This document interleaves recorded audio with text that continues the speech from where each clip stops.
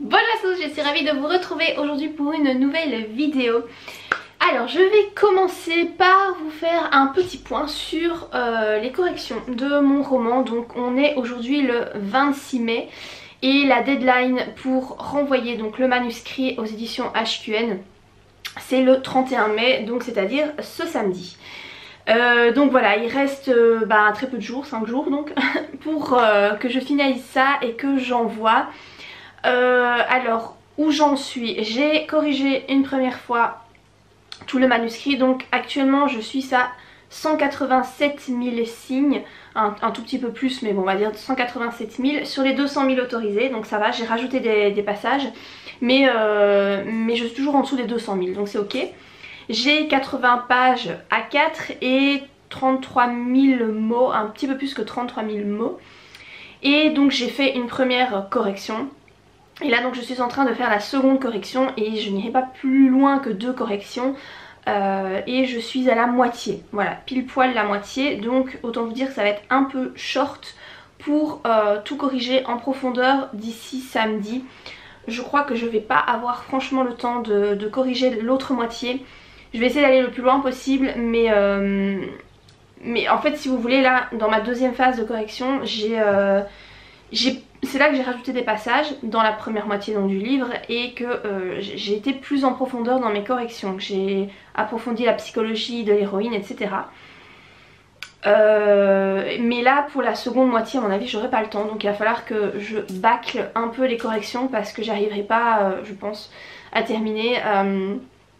Aujourd'hui je travaille de chez moi, mais il y a des enfants qui sont là. Mercredi je dois travailler sur mon lieu de travail, donc là autant vous dire que c'est pas possible pour moi de corriger, même le soir je suis trop crevée, j'arrive pas, c'est pas possible.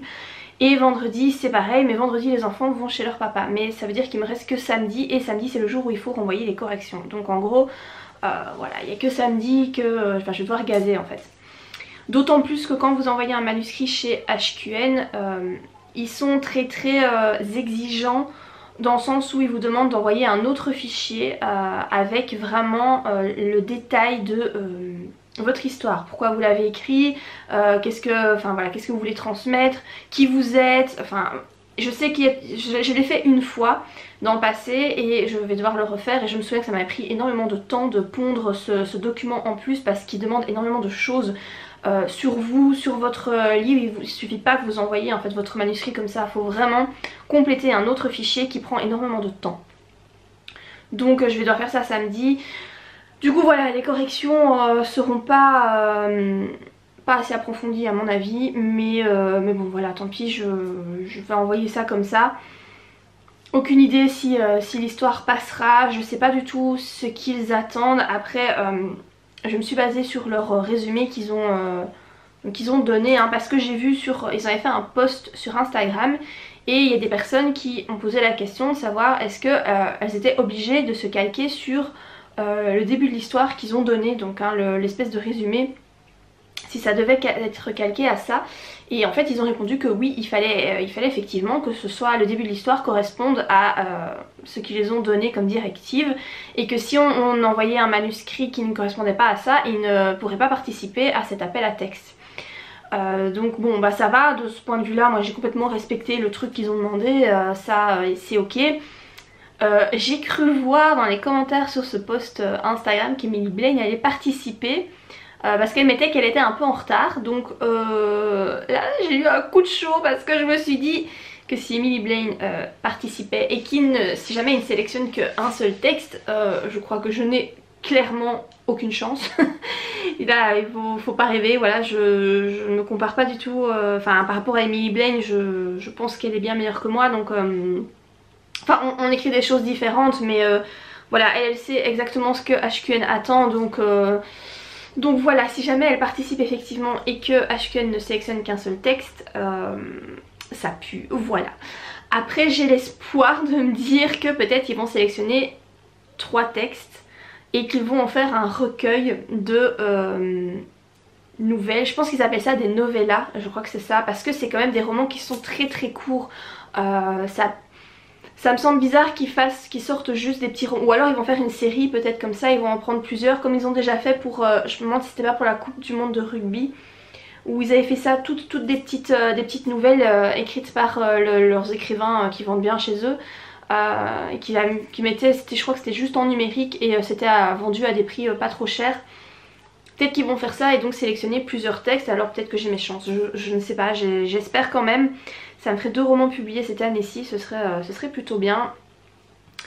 Mais voilà, du coup en fait, comme on sait quand le déconfinement, enfin il a eu lieu, hein, là voilà, concrètement le déconfinement a déjà eu lieu, ben ça m'a permis de modifier toutes mes dates, parce que j'ai dû changer toutes mes dates dans mon roman, puisque moi j'avais plutôt tablé que le déconfinement aurait lieu au mois de juin.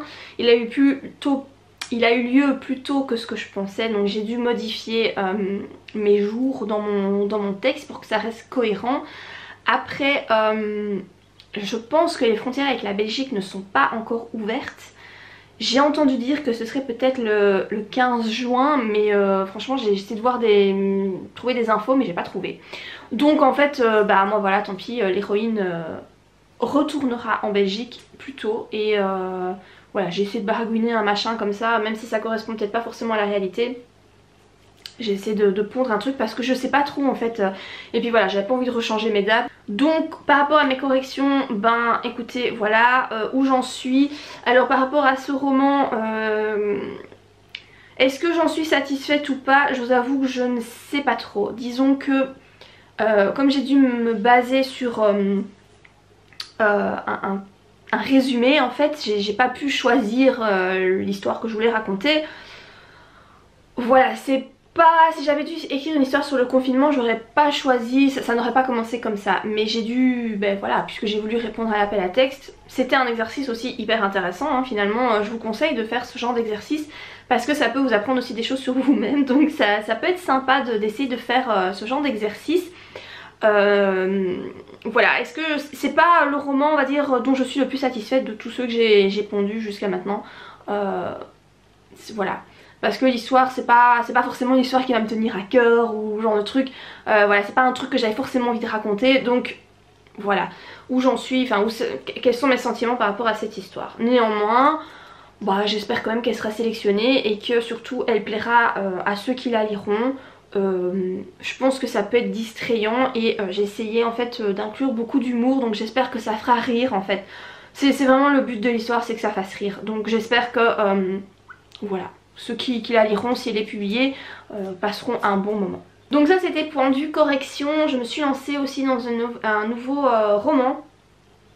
Mais je crois que je vous en avais parlé la dernière fois, mais je venais seulement de commencer, donc là je suis à la moitié du livre.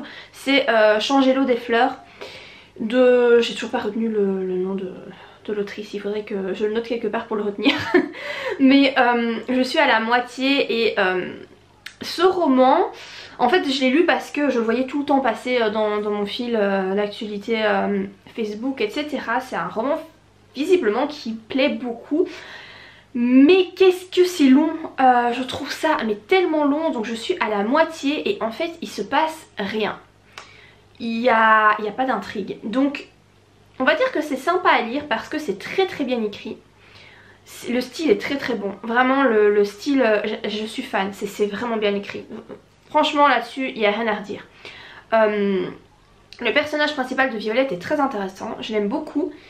Mais en fait on dirait que l'autrice écrit une biographie de quelqu'un ou une autobiographie, puisque c'est écrit en je, puisque c'est voilà, Violette l'héroïne qui raconte.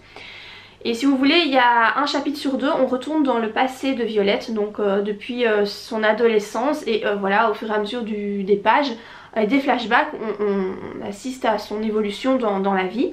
Et puis donc un chapitre sur deux, on est dans le présent, là maintenant, ce qui se passe, et en fait Violette est gardienne de cimetière. Je trouve ça très intéressant parce que c'est un métier que je connaissais pas du tout et donc j'en apprends beaucoup plus sur ce métier qui est hyper, qui est méconnu quoi en fait. Donc je trouve ça assez cool. Après comme je vous l'ai dit, c'est vraiment sa vie qui est retracée et donc il n'y a pas d'intrigue, il n'y a pas de... Je vois pas en fait où l'autrice va. Il n'y a pas de suspense, il y a rien. Voilà, il y a très peu de substance finalement. Ça reste agréable à lire mais c'est assez déroutant je trouve et surtout bah, c'est long parce que je pense que la version papier fait 800 pages, un truc comme ça, donc je me dis que c'est quand même... Là je suis qu'à la moitié hein, et franchement ben je trouve ça vachement long, et je vous avoue qu'il y a même des passages où j'ai un peu j'ai lu en diagonale quoi. Je trouvais ça un peu long, donc j'ai lu en diagonale parce que bon genre les dialogues entre les différentes personnes qui s'occupent des cimetières, donc ceux qui font les trous etc, les ouvriers, je sais pas comment ils appellent ça dans le livre, en Belgique on appelle ça des ouvriers communaux hein, qui s'occupent du cimetière. Ben voilà, à un moment donné ils sont à trois dans la cuisine et t'as un dialogue qui va durer des pages et des pages. J'ai complètement zappé parce que concrètement ça n'apporte rien à l'histoire quoi, ça fait pas avancer du tout. Il y a plein de passages comme ça si vous voulez qui sont très jolis mais qui ne servent à rien. Et voilà, je trouve ça spécial. Néanmoins c'est quand même plein d'émotions, et bon bah encore une fois il y a encore le thème de la mort d'un enfant qui est abordé dans ce livre. J'ai beaucoup de mal avec ce thème là parce que je suis maman, et forcément quand je lis qu'un enfant meurt, en plus l'enfant en question dans l'histoire qui meurt, il a le même âge que ma fille, et c'est une fille aussi. Donc autant vous dire que quand j'ai lu ça, c'était un peu compliqué pour moi de lire ce passage là. C'est un peu dur, mais ça reste bien écrit, ça reste très émouvant, les émotions sont bien retranscrites. Mais c'est long quoi, voilà, c'est long et il se passe rien. Donc voilà, je vais continuer ma lecture, peut-être en sautant encore quelques passages.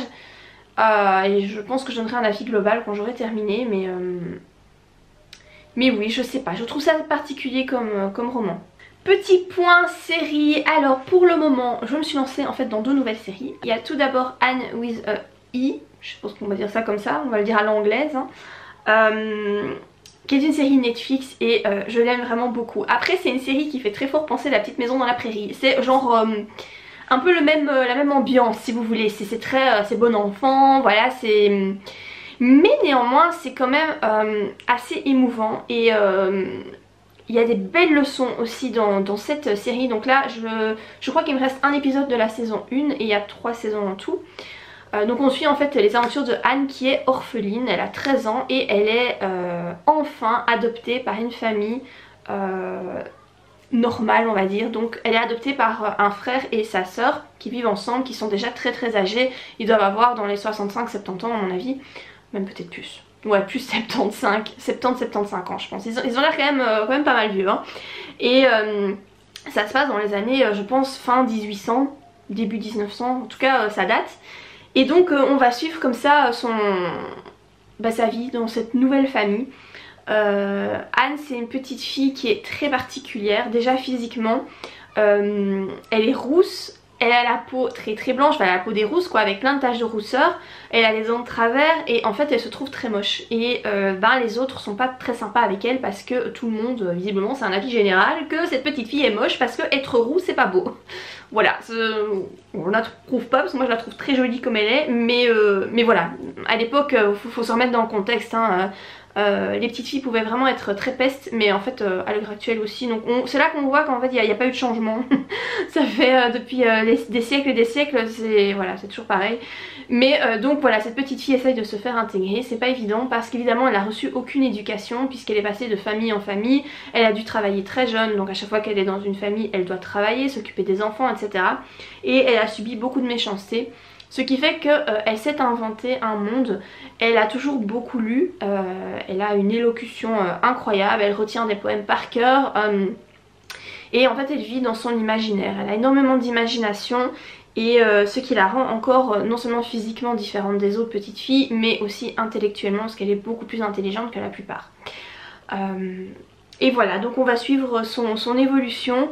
Et c'est parfois assez dur parce qu'elle se fait rejeter et ça fait trop mal au cœur quoi. Parce qu'on voit que c'est une petite fille qui est très innocente et elle demande juste une chose, c'est d'être acceptée, être aimée. Et on voit que les autres sont tellement méchants avec elle. Et voilà, l'époque veut ça aussi hein. Il y a beaucoup de règles. Les femmes n'avaient pas grand chose à dire à l'époque aussi. Et voilà, c'est toute une société, voilà, on voit vraiment la société de l'époque.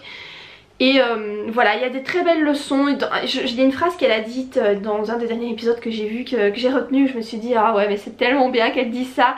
Elle a dit qu'en fait elle se choisissait elle-même et que voilà, elle ne voulait pas se marier ou je choisir un homme, etc. C'était vraiment elle-même qu'elle voulait choisir. Et je trouvais ça tellement vrai, tellement bien. Et je me dis, ça fait un truc qu'on devrait inculquer à nos enfants, aussi bien les filles que les garçons, de leur dire... tu peux être amoureux, tu peux avoir quelqu'un dans ta vie, mais tu dois d'abord te choisir toi. Et voilà, c'est une parmi toutes les leçons que j'ai pu voir dans cette série. Mais c'est vraiment très joli comme série, j'aime vraiment beaucoup. Et la deuxième série dans laquelle je me suis lancée, c'est une série très courte, il n'y a que 8 épisodes, c'est The Spanish Princess. Donc ça fait suite à The White Princess et The White Queen, il me semble. Il s'agit en fait de l'histoire de Catherine d'Aragon. Donc quand cette princesse d'Espagne qui a épousé d'abord le roi, enfin le prince Arthur Tudor, et puis qui a dû épouser Henri VII. C'est celui-là je pense, ou Henri VIII. Je vous avoue que je les mélange tous. C'est le roi qui a épousé je crois 7 ou 9 femmes et qui en a fait décapiter 2. Enfin voilà, c'est son histoire en fait. Donc on suit son arrivée à la cour, etc. Et moi j'aime beaucoup, hein. Voilà. Tout ce qui est série historique dans ce style là, moi j'aime vraiment bien. Après j'ai quand même regardé pour voir si ça correspondait pas mal à la réalité. Oui, mais pas totalement. Disons que c'est vachement romancé, hein. Voilà, ce genre de série en général c'est toujours très romancé. Et il y a des trucs quand même qui sont hyper illogiques. Du genre les deux frères Tudor, donc elle épouse d'abord l'aîné, donc Arthur. Et en fait dans la réalité... Arthur avait 15 ans donc quand il s'est marié avec la princesse, ça peut correspondre tout à fait parce qu'il fait très jeune. Et son frère juste après lui, que Catherine va finir par épouser aussi mais bien plus tard, en fait a 10 ans dans la réalité. Et là en fait dans la série t'as l'impression qu'il a le même âge que Arthur quoi. Parce qu'il a écrit des lettres d'amour soi-disant à Catherine, etc. Alors que il a que 10 ans, donc ça me paraît un peu... voilà, tout ça est très illogique. Les laps de temps si vous voulez entre chaque période... quand après Arthur va mourir, etc. C'est pas respecté, tout ça n'est pas respecté. Donc voilà, c'est bien pour avoir un petit... voilà, pour avoir l'histoire en tête, savoir ce qui s'est passé. Parce que j'avoue que moi je connais pas du tout l'histoire des Tudors. Voilà, c'est pas un truc que j'ai appris à l'école et c'est pas un truc... je me suis pas instruite de moi-même. Ici bah du coup ça vous permet de savoir un petit peu ce qui s'est passé et de connaître un peu d'histoire. Mais c'est bien je pense d'aller voir la réalité aussi, ce qu'il est dit. Parce que forcément il y a des trucs qui sont pas vrais quoi, genre tout ce qui est amour etc. Voilà, clairement je pense que c'est pas... c'est romancé hein, mais voilà, c'est une série que j'aime plutôt bien. Je sais pas combien d'épisodes il me reste, 4 je crois. Et voilà, je vous conseille si vous aimez les séries historiques du genre aussi, je sais qu'il y avait la série Reign qui se passe là en France avec le prince François je crois de France. Enfin je sais que j'ai regardé les premières saisons puis j'ai laissé tomber parce que c'était trop romancé, mais voilà je sais que c'est un peu du même style en tout cas. Donc voilà, je pense que je vais vous laisser ici pour cette vidéo. Bah écoutez, n'hésitez pas à commenter comme d'habitude, n'hésitez pas à la liker non plus si bah voilà vous avez aimé cette vidéo. Et dans tous les cas, moi je vous dis à très bientôt, bye.